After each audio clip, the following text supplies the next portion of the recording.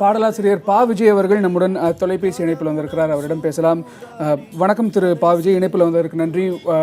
உங்களுடைய ஒரு ஒரு சமகால பாடலாசிரியர் அப்படின்னு சொன்னாலும் கூட ஒரு இந்த காலகட்டத்தில் கடந்த ஒரு 15-20 ஆண்டுகளில் மிகச்சிறந்த சினிமா பாடலாசிரியர்கள் ஒருவர் அப்படின்ற ஒரு ஒரு மேன்மை அடைந்திருக்கக்கூடிய ஒருவர் 41 வயதில் காலமாகி இருக்கிறார். உங்களுடைய கருத்துக்கள் என்ன? நிச்சயமா செய்தி எனக்கு ஒரு மிகப்பெரிய ஒரு அதிர்ச்சியான செய்தி. நான் காலையில ஊர்ல இல்ல, நான் வெளியூர்ல இருந்தேன். அங்கதான் எனக்கு இந்த 11 மணி வாக்குல தான் எனக்கு சொன்னாங்க. அது ஒரு நம்ப முடியாத ஒரு செய்தியாகவும் ஒரு பெரிய அதிர்ச்சி ஆயிடுச்சு. ஒட்டுமொத்த திரையுலகத்துல இருக்கிற எல்லாருமே இந்த அதிர்ச்சியை தான் எல்லாருமே மீள முடியாம இப்ப ஒரு தவிப்புல இருக்காங்கன்னு கூட சொல்லலாம். ஏன்னா ஒரு சக பாடலாசிரியராக கிட்டத்தட்ட நானும் அவரும் ஒரே காலகட்டத்துல தான் பாடல் எழுத ஆரம்பிக்கிறோம். ஒரு 16 வருடங்களுக்கு முன்னால பாடல் எழுத வாய்ப்பு தேடி போய் கொண்டிருந்த நாட்கள்ல இருந்து நாங்க சில அலுவலகங்களை சந்திச்சுப்போம். சில இயக்குநர்களை பார்த்து பாடல் எழுத வாய்ப்பு கேட்கும் போது வெளியில உட்கார்ந்து இருக்கும் போதுல இருந்து நாங்க சந்திக்க ஆரம்பிச்ச காலகட்டங்கள் இருக்கு. இன்னும் சொல்ல போனா அவரோட இணைஞ்சு நான் அந்த மாதிரி ரொம்ப அபூர்வமா தான் நடக்கும். வானத்தை போல திரைப்படத்துல நாங்க 2 பேரும் சேர்ந்து ஒரு பாடல் எழுதணும். எங்கள் வீட்டில் எல்லா நாளும் கார்த்திகைங்கிற பாடல் எங்க 2 பேர் பேர்லயுமே தான் அந்த பாடல் வந்திருக்கும்.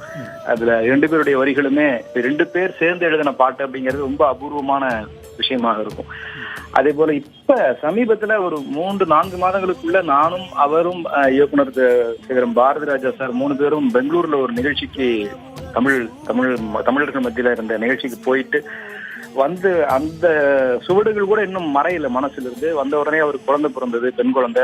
உடனே போன் பண்ணாரு, அந்த மாதிரி எனக்கு பெண் குழந்தை பிறந்திருக்கு, எங்க அம்மாவே அந்த மாதிரி இருக்கு அப்படின்னு சொல்லி ரொம்ப நெகிழ்ச்சியோட அதை குறித்து பேசிட்டு இருந்தது. அவரோட எங்க போனாலும் முத்துக்குமாரை நினைச்சாலே அவங்க பையன் தான் எனக்கு பெரிய கஷ்டமா இருக்கு. எனக்கு பார்க்கும்போது ரொம்ப தழுதழுத்த விஷயமே அவர் கூடவே இன்னொரு குட்டி முத்துக்குமார் மாதிரி அவர் கூடவே கூட்டிட்டு எங்க போனாலும் போயிட்டு வருவாரு. அது எப்படி அந்த குடும்பம் அதை தாங்கிக்க போகுது அப்படிங்கறதான் ரொம்ப நானும் இவனும் கூட அங்க இருந்து அமர்ந்து பேசிட்டு இருந்த விஷயம் அதுதான். அவங்க குடும்பத்தாரால எப்படி அந்த இழப்பை எப்படி அவங்களால அதை எடுத்துக்க முடியும், தாங்கிக்க முடியும், அதை ஜீரணிக்கவே முடியாத ஒரு விஷயமாக எங்களை போன்ற சுற்றி பழகியவர்களுக்கு இருக்கும்போது அந்த ஒரு இளம் வயது மரணம் அப்படிங்கிறது ஏத்துக்கவே முடியல. ஒரு பெரிய படைப்பாளி, ஒரு மிகச்சிறந்த ஒரு கவிஞராக எல்லாருடைய மனதிலும் ஊடுருவிய பல பாடல்களை படைத்த ஒரு படைப்பாளி அப்படிங்கறதெல்லாம் கடந்து ஒரு மிக இளம் வயதுல பல சாதனைகள் பண்ணியிருக்காரு.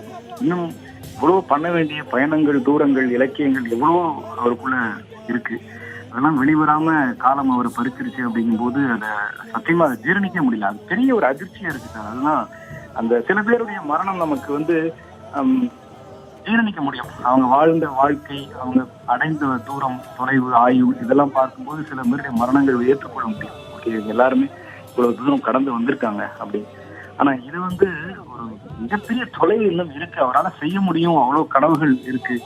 அது நேரத்துல இப்படி பாதியில அப்படியே அருந்து போன மாதிரி ஆனதுதான் பெரிய அதுல மீள முடியாம எல்லாருமே அந்த துயரத்துல இருக்கும். நிச்சயமா திரு பா விஜய், நீங்கள் குறிப்பிட்டதை போல அவருடைய குடும்பத்தாருக்கு இது ஒரு மிகப்பெரிய இழப்பாகத்தான் இருக்கும். சினிமா கலைஞர்கள் பெரும்பாலும் தன்னுடைய குடும்பத்தை சுற்றி மட்டுமே தன்னுடைய வாழ்க்கையை அமைத்துக் கொள்வது என்பது மிகவும் அரிதான ஒரு விஷயம். அந்த விதத்தில் அவருடைய குடும்பம் அவருடைய குடும்பத்திற்கு மிகப்பெரிய மனோதிடம் தேவை. அதற்குத்தான் அனைவரும் பிரார்த்தித்துக் கொண்டிருக்கிறார்கள் இந்த தருணத்தில். நீங்க சொன்னீங்க இருவரும் சேர்ந்து ஒரு பாடலை எழுதணும் அப்படின்னு சொன்னீங்க.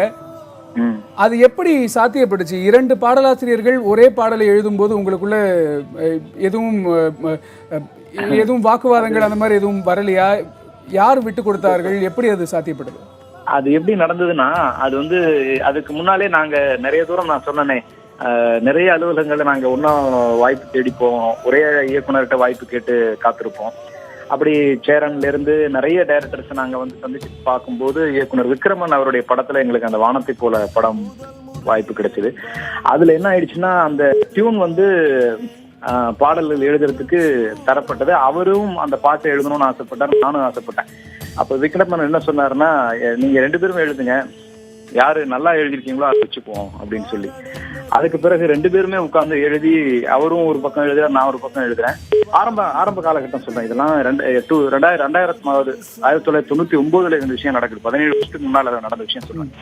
அப்ப 2 பேருமே எழுதி முடிக்கிறோம். கொண்டு போய் ஆளுக்கு 20-30 சரணங்கள் பல்லவிகளோட கொடுக்கும்போது விக்ரமன் சாருக்கு எதையுமே தவிர்க்க முடியல. 2 பேரோட இதுமே நல்லா இருக்கு அப்படிங்கும்போது எங்க 2 பேரையும் கூப்பிட்டு சொன்னாரு, 2 பேர் பாட்டுமே வரிகளுமே நல்லா இருக்கு, இதுல ஒருத்தர் வேண்டாம் அப்படின்னு சொன்னா அது நல்ல வரிகளை விடுபடுற மாதிரி ஆயிடும். அதனால நீங்க 2 பேரும் சம்மதிச்சீங்கன்னா 2 பேருடைய வரிகளும் எடுத்து தரேன், அதை நம்ம கலந்து இந்த பாடலை பண்ணலாம் அப்படின்னு சொன்னாரு.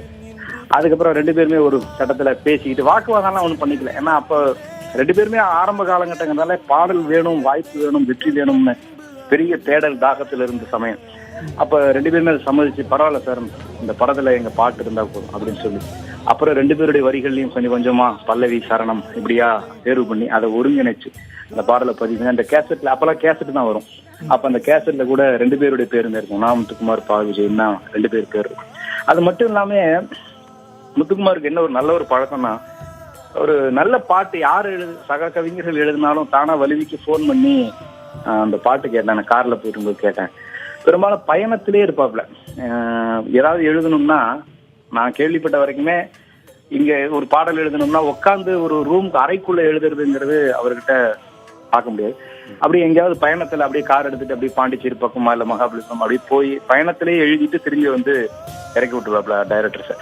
ஸோ அப்படிதான் பாடல் எழுது. அப்படி போகும்போது பாட்டு கேட்டேன், இந்த பாட்டு நல்லா இருந்துச்சு, அந்த வரி நல்லா இருந்துச்சு, காவிய தலைவன் அந்த பாட்டு எழுதிங்க, அந்த வரி நல்லா இருந்தது அப்படின்னு ஒரு மனம் விட்டு சக கவிஞர்கள்ட்ட பாராட்டுற ஒரு நல்ல ஒரு குணாதிசயம். நிறைய நல்ல நிகழ்ச்சிகள் நிறைய இருக்கு. குடும்ப ரீதியா சந்திப்புகள் நிறைய ஞாபகத்துக்குள்ள வந்துட்டே இருக்கு. அது ஒரு என்ன ஒரு சக தோழனா, ஒரு படைப்பாளியா, ஒரு போட்டியாளனாகலாம் நாங்கெல்லாம் இருந்ததே கிடையாது. ஒரு நல்ல ஒரு சக நண்பனாகத்தான் பழகிட்டு இருந்தோம். அது ரொம்ப பெரிய பிரிவு துயரமா தான் இருக்கு சார்.